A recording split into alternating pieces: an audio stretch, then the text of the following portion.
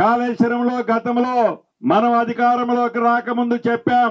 ఆనాటి ప్రభుత్వుడు గౌరవ మాజీ ముఖ్యమంత్రి కేసీఆర్ గారు కాళేశ్వరంలో ఎలా దాచుకున్నారో అనే సందర్భాన్ని ఎన్నికల ముందు నుంచి చెప్పుకుంటూ వచ్చాం. నిన్నగాక మొన్న 31వ తారీఖు నాడు సుమారు 15 నెలలు విచారించిన తర్వాత ఒక రిటైర్డ్ సుప్రీంకోర్టు జడ్జి ఘోష్ గారు ఇచ్చిన తీర్పు సుమారు 665 పేజీలు తీర్పు రాసిచ్చారు. దాంట్లో ఎలా ఉద్దేశపూర్వకంగా కాళేశ్వరాన్ని దోచుకున్నారో, ఏ వంకలతో దోచుకున్నారో ఏమేమి చెప్పి కర్త కర్మ క్రియ కాళేశ్వరం అంటేనే కేసీఆర్ అని బొమ్మ పెట్టుకొని ఆనాడు మాయ మాటలు చెప్పారో ఆ చిత్రాన్నంతా ఘోష్ గారు ఇచ్చిన రిపోర్ట్ లో చాలా స్పష్టంగా కనిపిస్తుంది.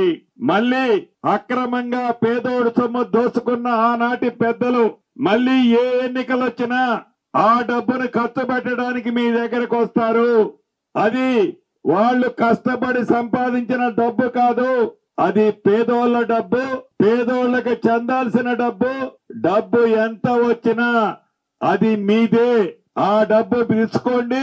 మొన్న అసెంబ్లీలో ఏ రకంగా చెంప చెల్లు అనిపించారు, ఈసారి 2 చెంపలు వాసిందాకా ఈ చెంప ఆ చెంప కొట్టాలి అని కూడా ఈ వేదిక ద్వారా రాష్ట్ర వ్యాప్తంగా ఉన్న నా నిరుపేద కుటుంబ సభ్యులకి ఈ వేదిక ద్వారా తెలియజేస్తున్నాను.